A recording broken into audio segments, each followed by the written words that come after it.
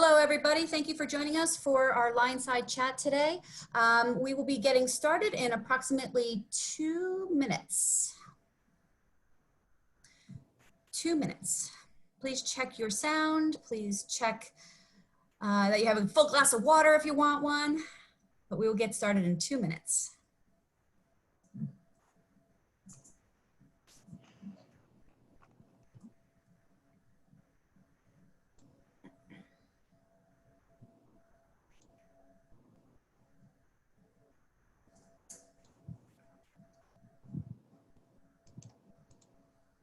Thanks for coming on into our LionSide Chat today. Please check your sound. We will not be utilizing the raise hand feature for this webinar, but we will be utilizing the Q&A feature. So feel free to offer any questions that you might have to our presenter as we're going, and we will handle Q&A at the end of our time.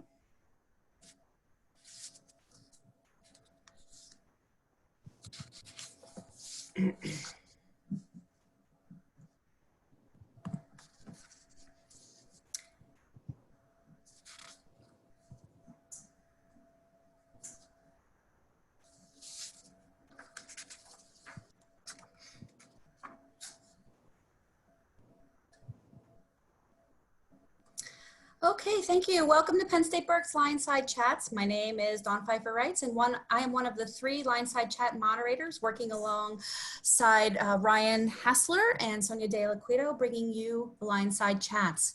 Come on in and welcome to our campus. We are so glad that you could join us today. Before we get started, we want to share with you that you should feel free to submit questions through our Q&A feature. We will not be utilizing the raise hand feature, but at the end of our conversation and our chat today, we will be conducting the question and answer. Once our presentation concludes, we will facilitate that discussion, and we will provide an opportunity for those questions to be answered. In addition, we are recording today's session, so you can revisit this topic or even share the experiences that you have today with family and friends. Now, I am excited to introduce my friend and colleague, Dr. Ebonie Cunningham Stringer. Dr. Cunningham Stringer is an assistant professor of criminal justice here at Penn State Berks, and she has a unique and interesting perspective that she's going to be sharing with us today. Ebonie, I am excited to welcome you to share your screen and to present your LionSide Chat. All right. Thank you, Dawn. I'm going to share my screen here. Let me know that you can see it okay. You're good. I see it. Thank you. Excellent. Well, let me start by thanking the LionSide Chat crew for having me in mind and inviting me to be a part of this inaugural series of LionSide Chats. I'm delighted to be here today and to share on what I think is just a very important pressing issue in our current moment. And that is what justice is looking like in this unprecedented pandemic environment.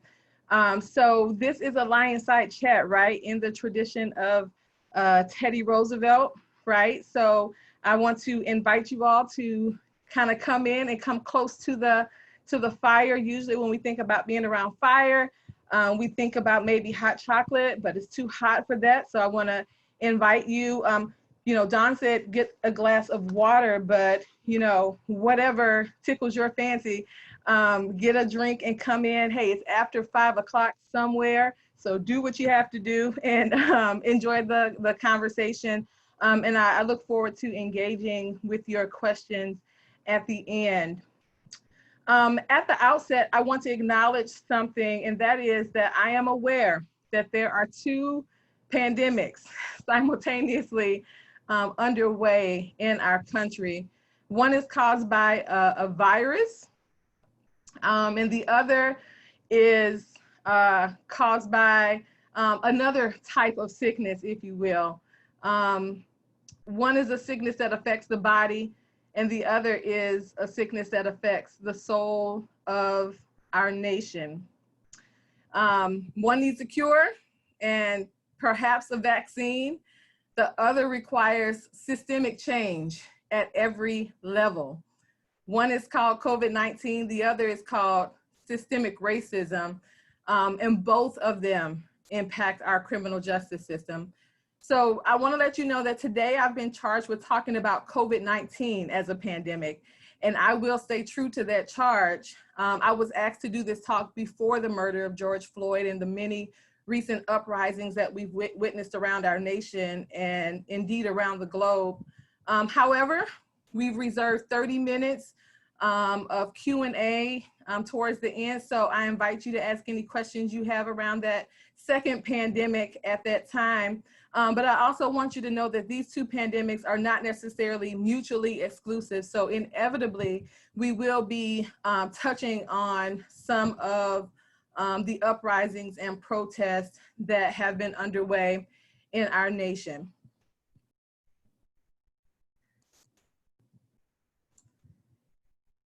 So I want to start by giving you a little background and a little context from the perspective that I will be launching from today. The first is just a brief discussion of what I will call the social contract.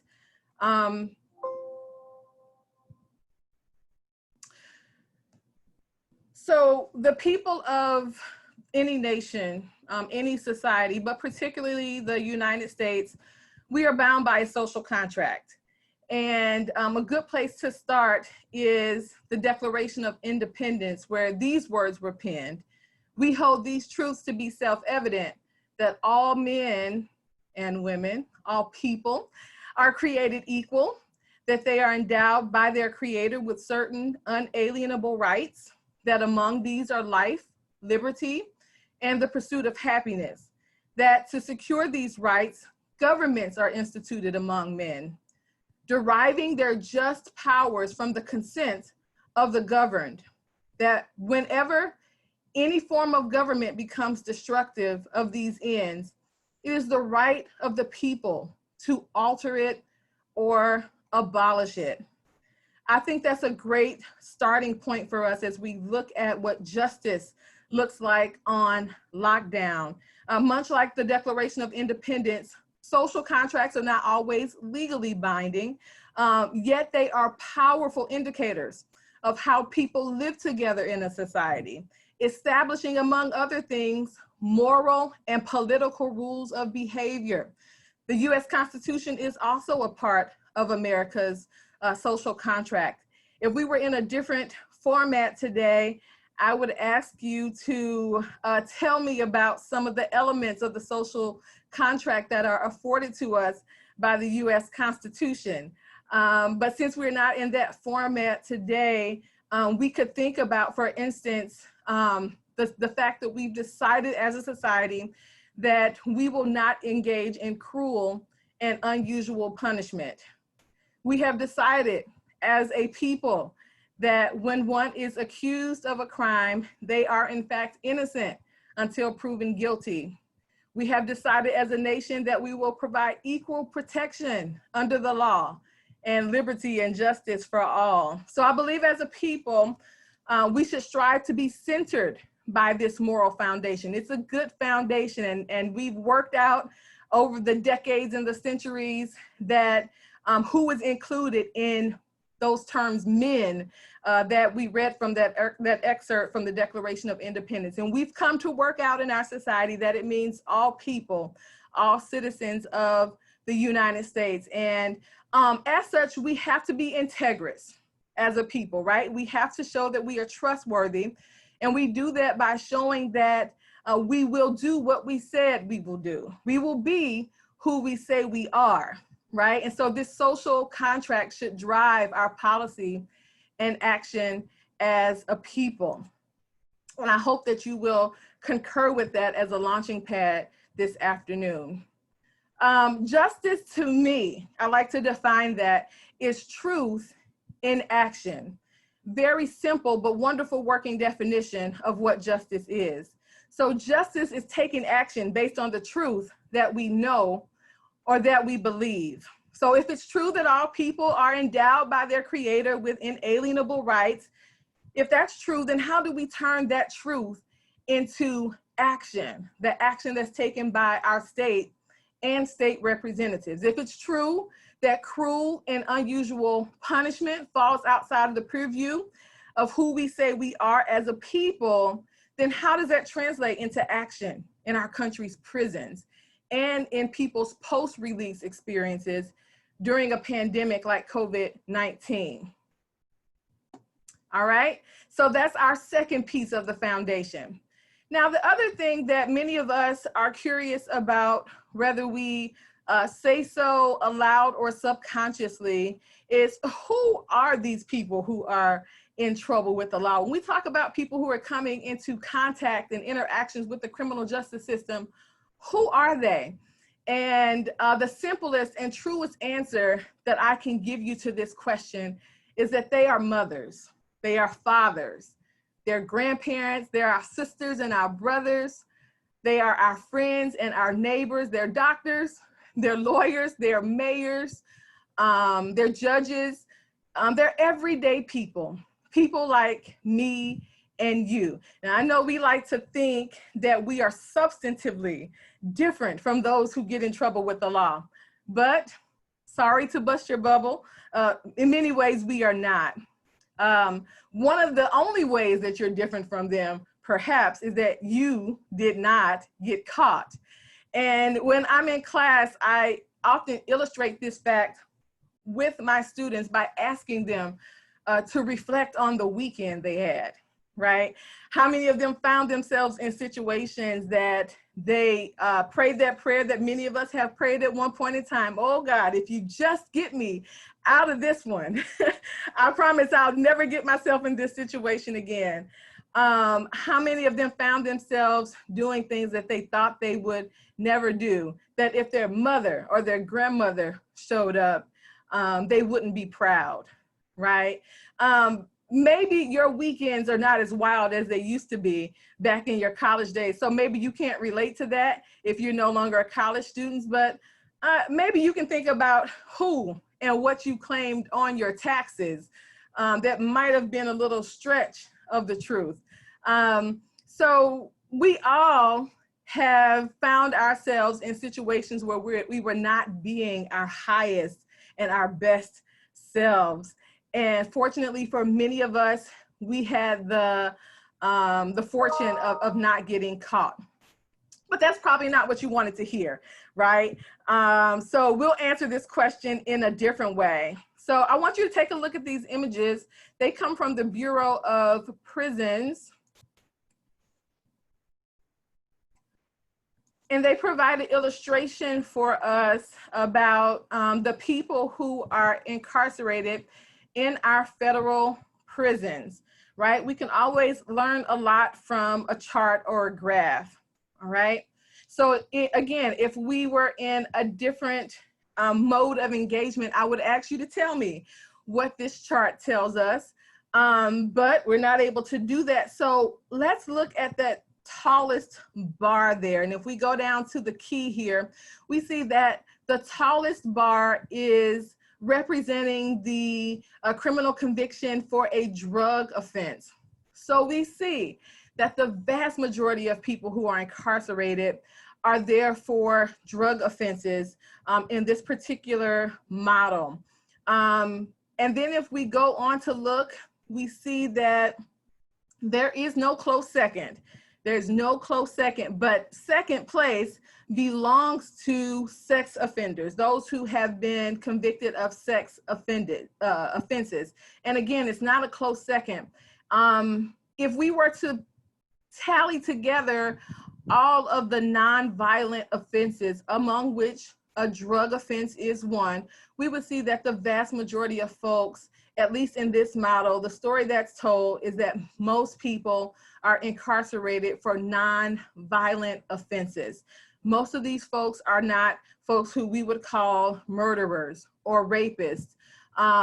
They are, as I said, in many ways, ordinary people. And we have come to accept, I think the United States, perhaps more slower than many other developed nations, have come to accept that drug addiction is not just a matter of a dysfunctional personality, a person who makes poor choices, right?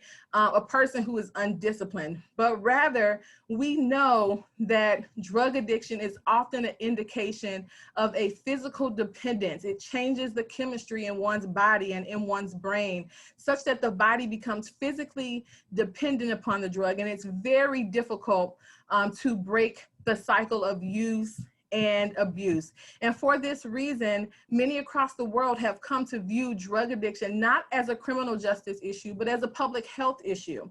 All right. And so that's important to keep in mind, because most of the folks that we're going to be talking about today may fall into this category. And one thing is true is that we found that criminalization of drug use has not been found to be an effective treatment modality. So by incarcerating people, we are not participating in their rehabilitation or the cessation of drug use. All right, so the indicators suggest that we should look for other modalities of treatment outside of criminalization, outside of incarceration. All right, one more fact about violent crime rates that always seems to be surprising to folks who are not in the field of criminology or criminal justice is that crime rates have been decreasing since the 1990s.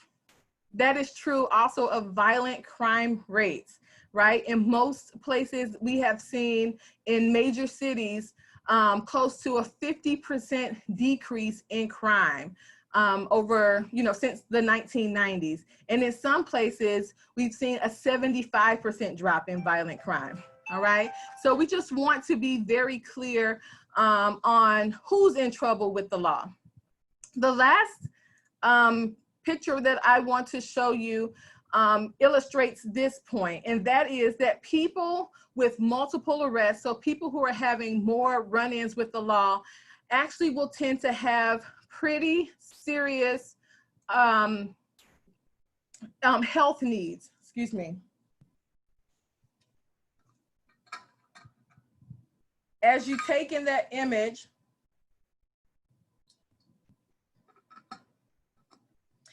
it tells the story. If we move into looking at the blue bars, that the majority of arrests are related to folks who have substance use disorders, which may not be a surprise to us given the last slide that we viewed.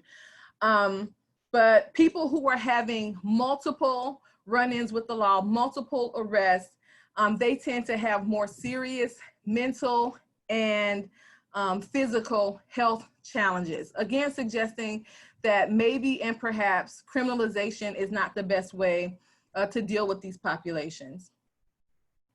All right, so let's talk about our first major component of the criminal justice system, which is law enforcement. Since this pandemic has begun, the last tally that I was able to find was on June the 16th, and that tally suggested that at least 121 police officers in the United States have died from COVID-19. And it is believed that they contracted the virus while fighting on the front lines. And this information comes to us according to the Fraternal Order of Police. At the time of this publication, not all of these deaths have been verified as COVID related, but it is the best estimate that they had at that time, and the best estimate that I was able to find when I was putting this presentation together. There is good reason to believe that this number is higher than what we see here, especially since we're almost a month out from that stat, and because we know that testing has not been readily accessible or consistently used in all times and spaces. The next thing we need to chat about is police discretion, right? And I see that my points are showing up not in order, but that's okay. So we're gonna go to that second point, the power of discretion.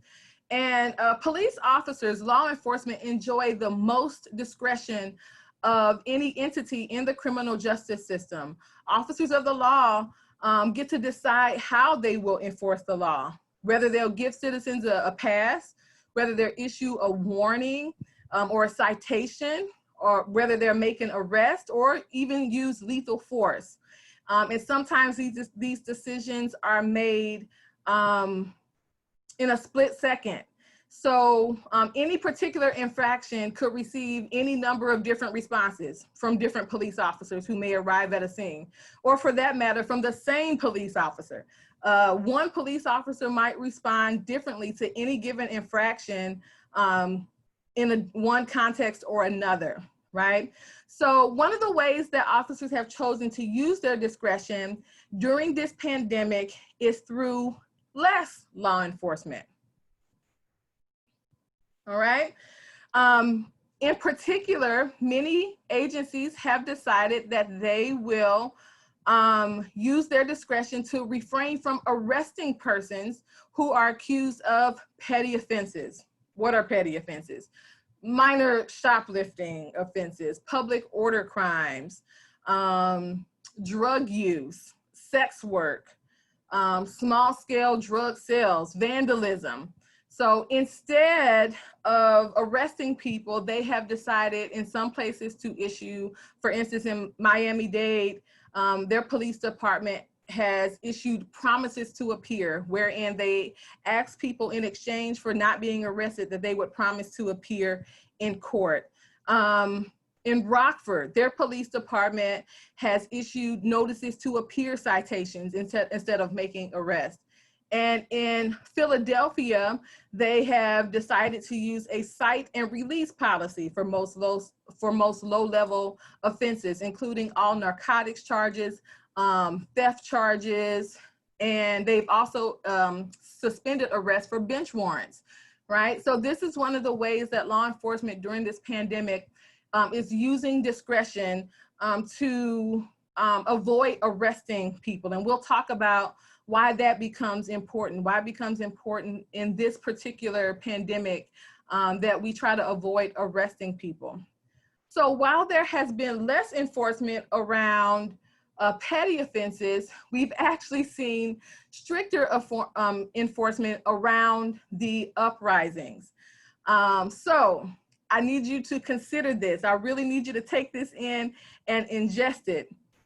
In this particular moment, we have decided, our law enforcement has decided that you might be less likely to be arrested for selling drugs, shoplifting, defacing public property, perhaps engaging in domestic violence. Like, you literally may be able to beat your wife and not get arrested, or experience more consequences if you choose to exercise your right to protest, right? It is more risky in terms of your interaction with law enforcement that could lead to arrest. It's more risky to exercise your right to peaceful protest in this particular moment in time. Now, we need to sit with that, especially in light of the social contract that we've talked about. We've talked about our inalienable rights, our right to freedom and liberty. We talked about the Declaration of Independence, which states that if we are not in agreement with the government, then we have the right to reform that government or even to abolish it. And most folks who are protesting are actually asking for reform, right? But that is more likely to land you in jail in this particular moment than committing actual crimes, all right? And this is true even when representatives of the state are murdering unarmed persons who are laying in their beds, or, and we're talking about Breonna Taylor, right? Sitting in their cars, Mr. Floyd, sleeping in their cars, Rayshard Brooks. None of these have committed a crime. And when people protested, they're more likely to go to jail than for actually committing a crime in this particular moment. So that, to me, feels like a violation of the social contract. Let me share a story with you that comes out of Texas from two twins. I shouldn't say two twins, that's redundant. From twins, Malik and Erica Mason. They got out of their car and to participate in protests in Houston. And about 10 minutes after they did so on a Saturday night, the twins said that police hemmed them in along with dozens of other protesters and started firing pepper spray. Though their cell phone video shows that the twins were on the sidewalk just before their arrest, the 22-year-old siblings were charged with obstructing the roadway. From there, the night got worse.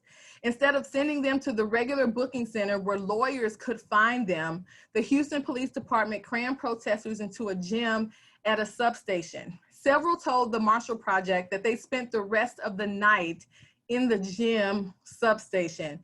They spent that night with their arms zip-tied behind their backs in crowded corrals. There was no social distancing. There was no food. There was nothing to drink. They couldn't reach the water fountains with their hands bound behind their backs.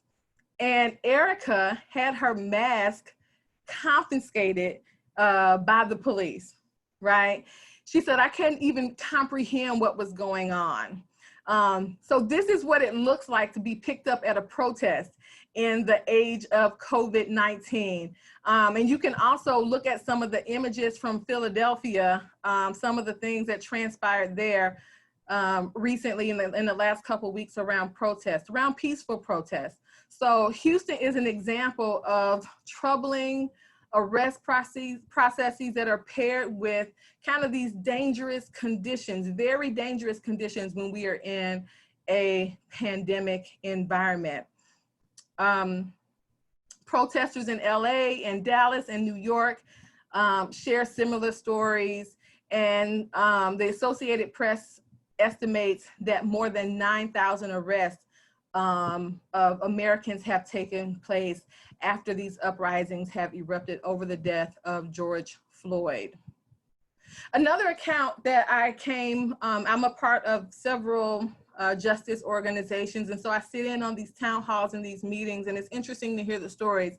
I want to share one more with you, and it's an account of a violation of curfew. Once the uprising started, many cities put curfews in place, and the curfews, instead of focusing on people not being in public places, several citizens suggested that they were on their private property, maybe on the front porch or in the backyard, maybe having a gathering, and law enforcement showing up. In one case, a grandmother was shoved by law enforcement into a sharp edge on the stairway. When her son tried to assist, he was thrown to the ground.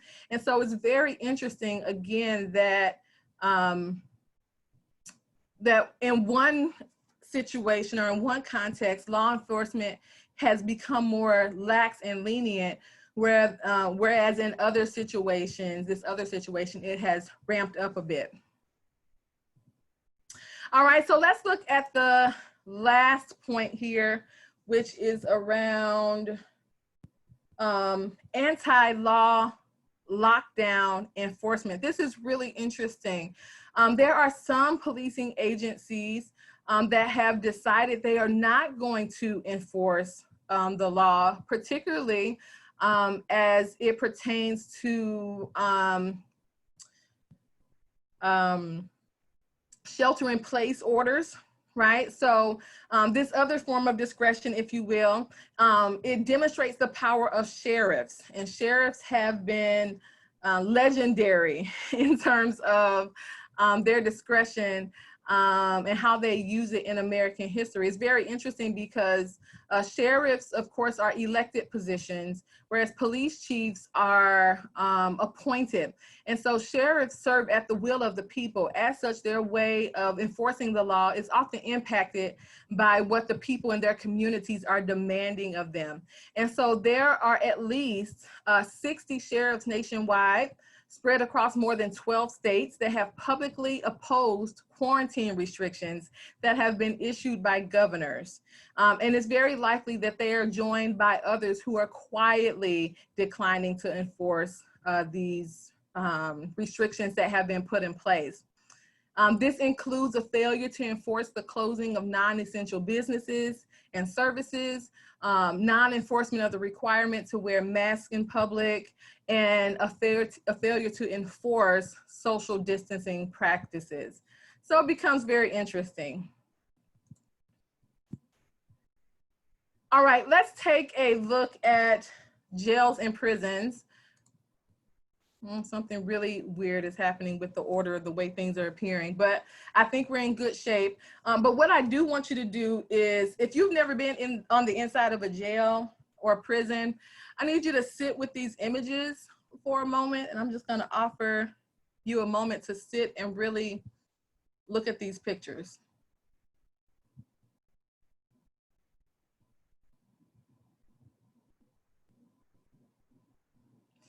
I can tell you that this is not a farce. This is not made up. This is not a publicity stunt. I have been in prisons and jails that look like this. In fact, in Philadelphia, I've been in jails that, for reasons I won't go into, were worse. Namely, they're not being air conditioning, with all of these bodies kind of stacked in on top of each other. They're not being air conditioning or proper ventilation, and things like that. This is what many American jails and prisons look like. You can almost predict the conversation we need to have then around COVID-19. And you can almost imagine what is going on in terms of the spread of this disease within these institutions. Again, I want us to remember that the vast majority of people, remember, we have said innocent, our social contract says innocent until proven guilty. So you need to know that the vast majority of the people who are sitting in our country's jails have not been convicted of a crime. All right, they have not been convicted of the crime for which they are accused. Sometimes up to 75, 80% of the people who are there, sometimes more depending on where you are, have not been convicted of a crime. They may be awaiting trial or other court processes. They are, in the eyes of the state, innocent until proven guilty according to the social contract, but this looks a lot like punishment, right? How can that be anything but punishment? Our jails, our prisons are often overcrowded in this way. So in the more than 3,000 jails in the United States, they provide ideal conditions for the transmission of coronavirus because of the constant churning of new admissions. So in the jail, people are constantly rotating in and rotating out. There's overcrowding, as I mentioned. There's inadequate health care. There's often a lack of access to hand soap, and sanitizer, and water. Right? And this is pre-COVID-19. These were some of the conditions that were at play prior to COVID-19.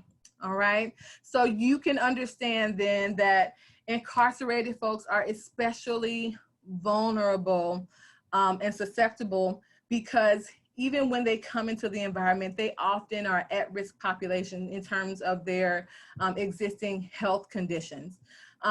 Jails are responding to this unprecedented health crisis. Some jails have reduced their population by more than 30%. And in many ways, that's good news, because it means that we can practice more social distancing. In contrast, state prisons, where people are serving long-term sentences, have barely budged.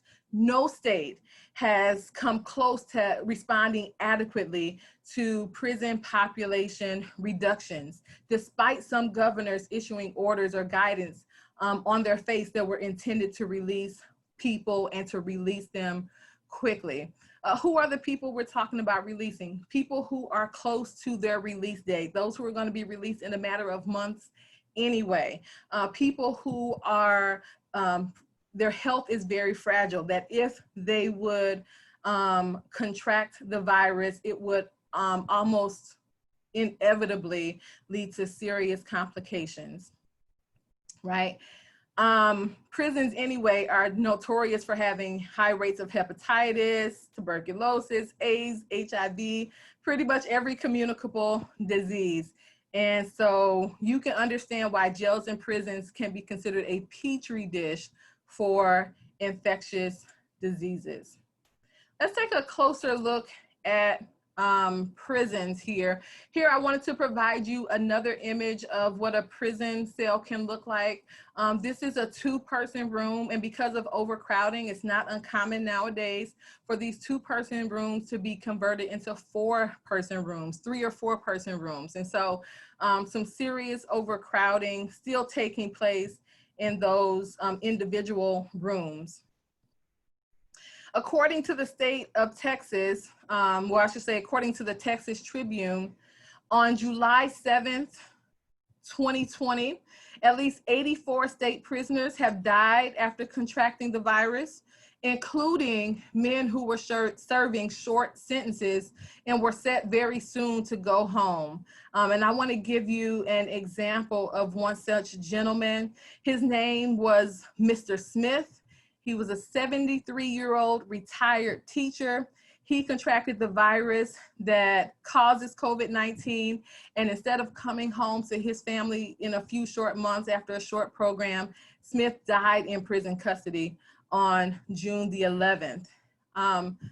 After entering the prison, he went to the unit to participate in the rehab program that he was sentenced to. Shortly thereafter, prison visitation was closed down. So this is one of the conditions of living in prison and doing time is that people not only do not have access to visitation, which can be so important for people surviving mentally while they do their time, but this visitation has been cut off. Basically, all outsiders have been cut off from coming into prison. And it makes sense, again, because we don't, of course, want folks bringing the virus in or taking it out of the prison.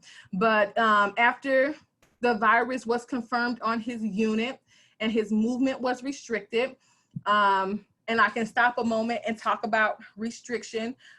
Many people, because prisons cannot social distance, they are keeping people separate and limiting the number of people they can interact with, which means that you could be held in a room like the one that you see on the screen there. You could be held there with 2, 3, at the very least 1 other person, but sometimes 2 or 3 other people.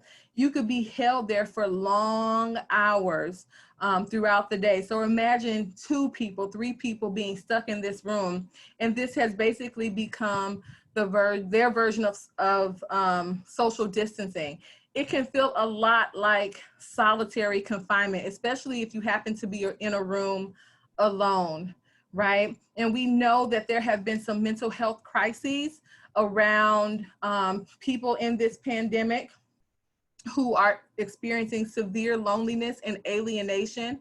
And so you can imagine the mental health issues that may be coming down the pike when we think about people experiencing social distance in this particular way. So to move Mr. Smith's story along, he was writing frequently to his family. His family reported that all of a sudden the letters stopped. And at some point, their letters that they were sending to him were returned as undelivered. And neither of his daughters, who were his emergency contacts, were ever told anything about Mr. Smith's condition after he contracted the virus. He was moved out of the place where he was assigned and moved to the prison hospital in a different institution, and the daughter only found that out by looking at the inmate database. So nobody from the prison ever contacted her. That's the way she found out that her father had been transferred to the hospital in a different prison. They desperately tried to get information about their father. Finally, she got contact from a prison supervisor informing her that her father had in fact had a stroke, that he was okay, and that he was back on his original unit in the Estelle unit is what it was called. But then within 1 week, he passed away from complications with the virus. Okay, so this takes a toll, as you can imagine, not only on those who are incarcerated, but also on the family. We also need to be aware that while in our cities on the outside, in the free world, the COVID-19 rate is flattening and declining, in prisons, it is actually on the rise. At this point, 84,000 people have been infected. 703 residents and workers have succumbed to the virus. And we're almost certain that these are underestimates, right? Because they don't have access to testing. So these numbers are probably a little lower than what they really are. So we have to, we were asking prisons, we want prisons to think about how they can safely reduce their prison populations. A lot of people have concerns, what happens when we let people out of prison suddenly without a plan? But you would be surprised, I don't have time to walk through it in this particular moment, but there is precedence for this. And when courts have mandated that prisons reduce their population, that they've been able to do so successfully and in short order without a spike in crime rates. I want to move along here because I see the time here.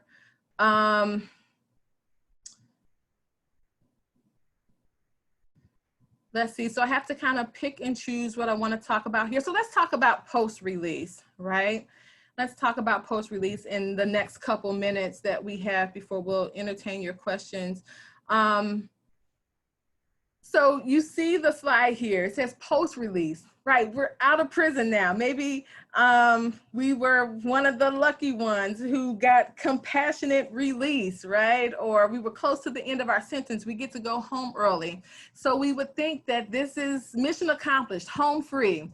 And not necessarily. One of the biggest barriers that folks faced, even those who were able to get an early release, was not having access to identification. All of our DMVs and other agencies that provide state-issued identification were also closed during the height of the pandemic, which meant that people couldn't even do so much as rent a hotel room as a place to stay, right? Because ideally, when people are coming out of prison in those close quarters with people who may have had contact with the virus, you want to quarantine for 14 days. You don't really need to be going straight home to mom or to family. Ideally, you should be quarantining.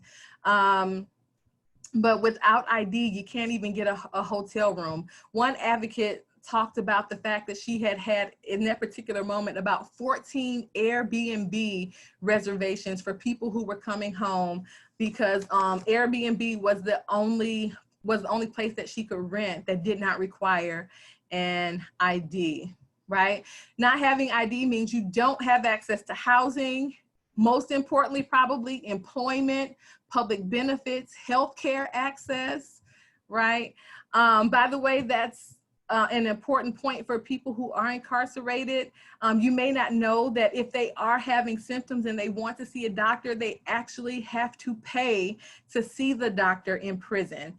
And we really need to think about waiving those fees. But even after people get out, if you don't have ID, you cannot get access to healthcare. We also need funding for reentry programs. We're going to be saving money as we reduce jail and prison population. So even if even a portion of that money was filtered into programs for reentry, it would go such a long way. I'm going to end there because I want to make sure that I get to entertain your questions if you have them. So I'll stop there. Thank you for your attention and thank you for being here this afternoon. Awesome. Thank you so much, Ebonie. I really appreciate everything that you had to say and bringing all of these amazing, not in the sense of like wonderful, but just amazing things to have to wrap your brain around. Yeah. The table. So I'll switch over to Q&A. I'll bring Dr. Hassler back. And if you wouldn't mind just stopping your share of your screen, and we'll start mine.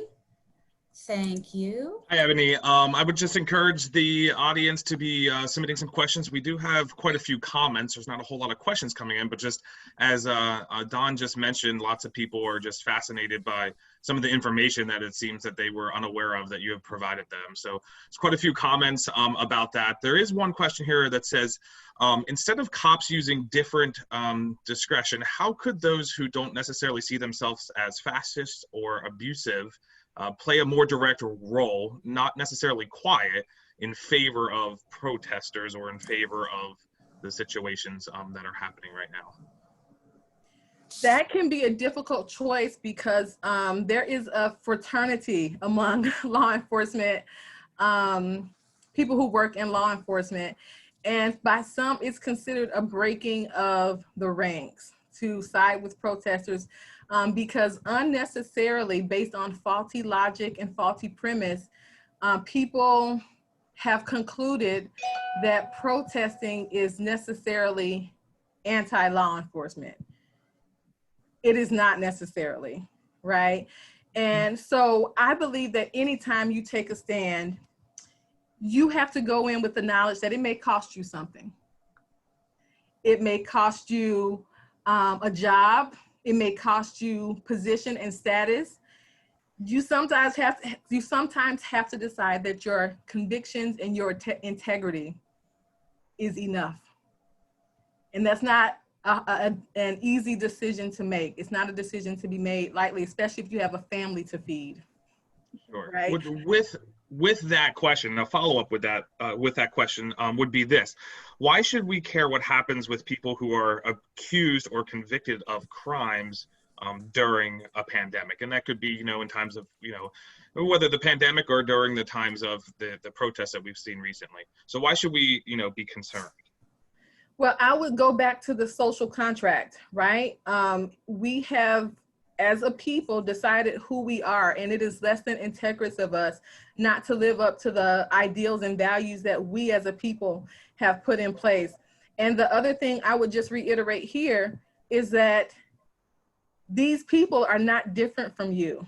Those people are somebody's mom, somebody's dad, right? Most of them are there for things that maybe you have done.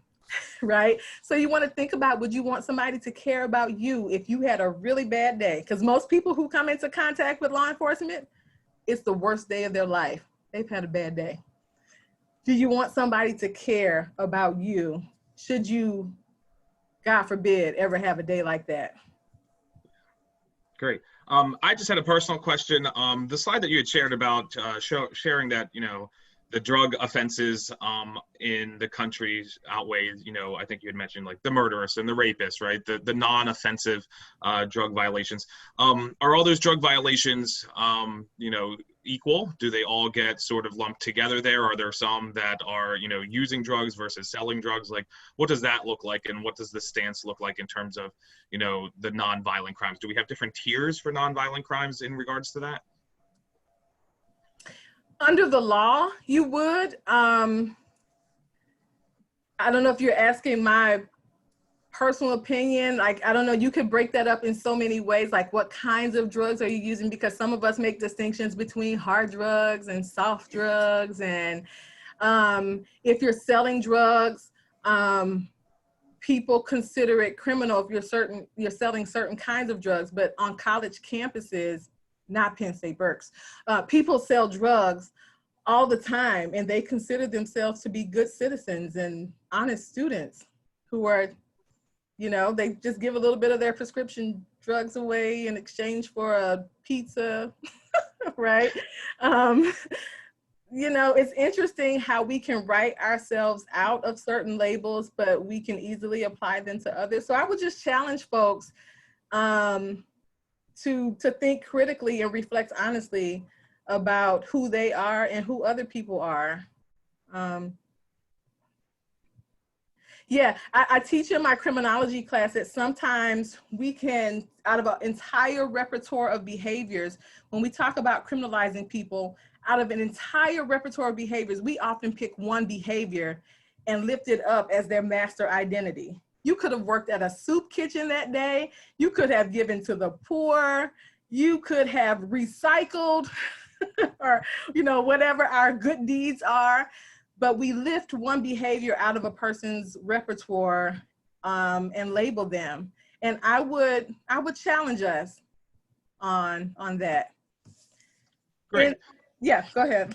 Well, kind of in that regard, in terms of maybe the varying levels of, accusation or varying levels of degrees of, convictions, a question just came in that says, is it possible that people in the jail and prison systems have been falsely convicted and serving time for a crime that they did not commit? Additionally, how easy or hard is it to sift through who is truly guilty and who is truly innocent? To that person, let me just direct you to some quick resources. The Pennsylvania Innocence Inquiry. North Carolina has an innocence inquiry. You will see that there are many cases where people have served a lot of time and have been innocent all along. And it may not mean that people are innocent of any crime, but they're innocent of that crime. And it makes it easy to pin crimes on people if they have been involved in the criminal justice system before, right? Because they automatically kind of become thought of as a throwaway. They don't matter, pin this on them. And I've seen that unfortunately happen to people who had youthful indiscretions. I've met with people, used to be Graterford, now it's SCI Phoenix, who are doing life because at the age of 17 or 18, they made some really stupid choices and they're paying with their life. Okay. This next question is maybe a little bit more broader, but one of our attendees asked, at what point do you feel that we might have to look at the very system of capitalism? Meaning, when do we have to entertain that this abuse is an integral part of the ruling class maintaining power over the working class?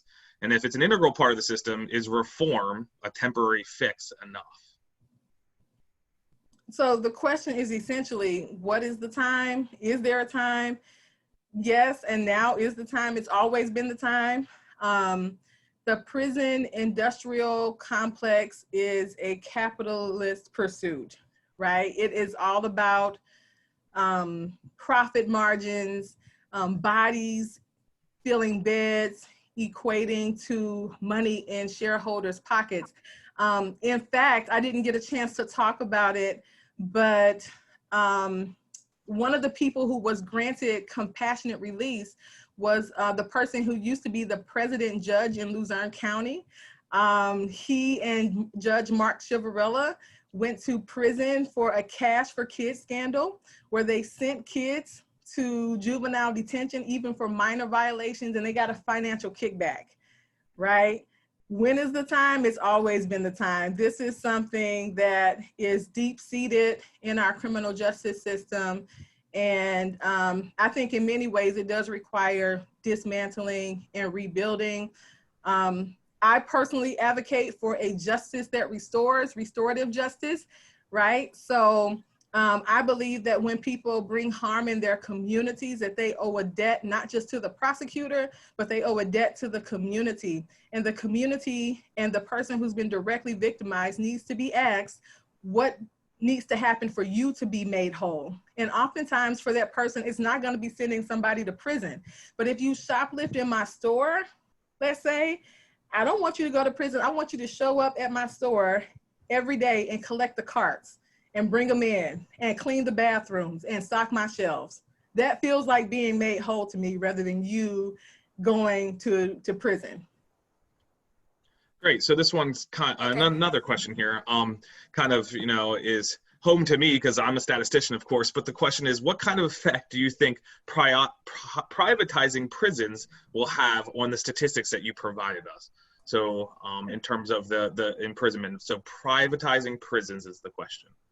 Yeah, some people, including ICE authorities, have seemed to believe that they can wash their hands clean of culpability if they are sending people who are in their custody to private prisons, right? And so they think that they can say, oh, I didn't keep you in deplorable conditions. It was the private facility that I sent you to.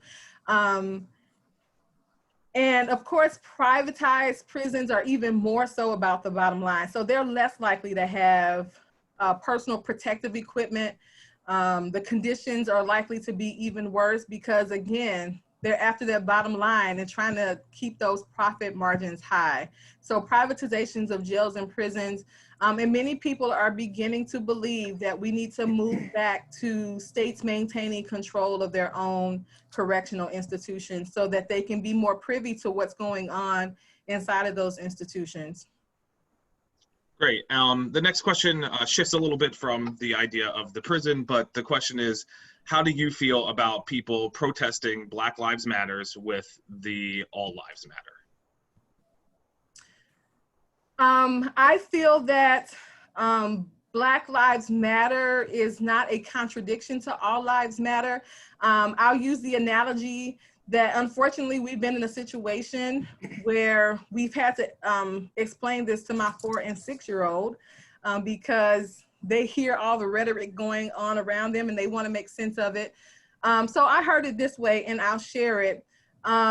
If you have a street where there is one house on fire, you don't come down the street with the fire department doesn't come down the street putting water on all the houses, right? It goes to the house that is on fire and deals with that issue. Once that issue is restored and dealt with, it actually makes it safer for all the other houses, right? So that is the most simplistic way. I don't think that Black Lives Matter is not saying that other lives don't matter. It's just that this is the demographic. These are the people right now who are on fire. They have knees on their neck. And that needs to change. Great. Dawn, that's about all I got over here on the question and answer feature. I actually have one for you, Ebonie, but I love that what's on fire analogy. And if it's all right, I'm going to use that in my own spaces too. Yeah. Thank you for sharing that. So one of the questions I had, beyond criminal justice involved persons, how are families and communities being impacted by the challenges in the criminal justice system or of the criminal justice system? Yeah, I think this example that I shared about Mr. Smith and his daughters being totally unaware of what was transpiring with their father for almost a month before he died, that's trauma. That is trauma. And it is, remember, I started by saying that these are mothers and fathers and sisters and brothers. People love them. People want what is best for them.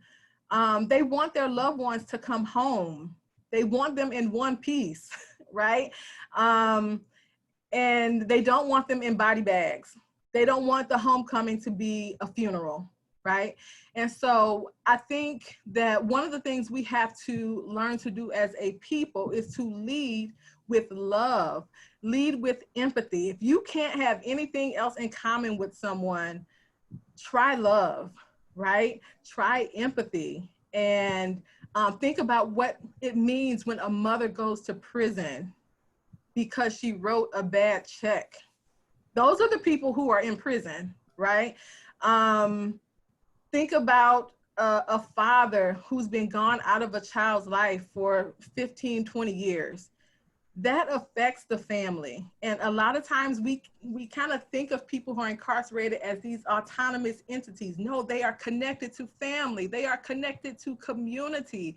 They are loved. One of the things that I study is how parents continue to parent from prison. When they go to prison, they don't give up on their kids.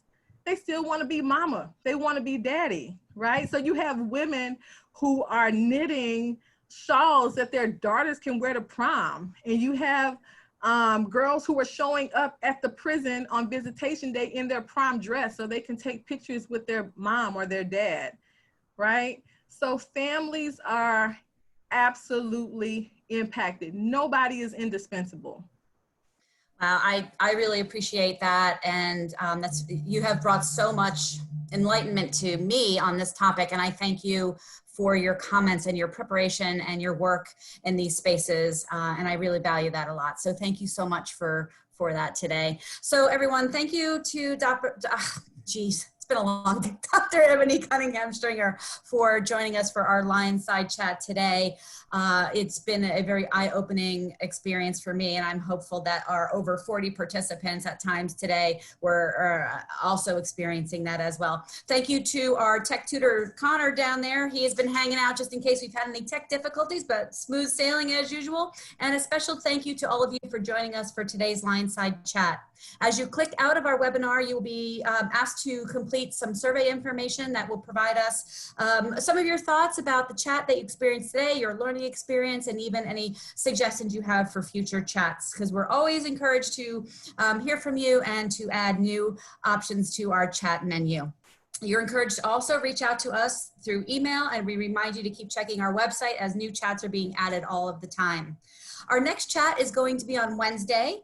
You can see that up there on a slide, simulating infectious diseases spread with an SIR model, and that will be Wednesday at 4 o'clock. And I believe our presenter is Dr. Joe Mahoney. So my friends, be sure to come back soon to meet us to chat with some of our other faculty, staff, and students from Penn State Berks as they share their experiences. Stay safe, Berks and beyond, and signing off until next time, this has been the Penn State Berks LionSide Chats.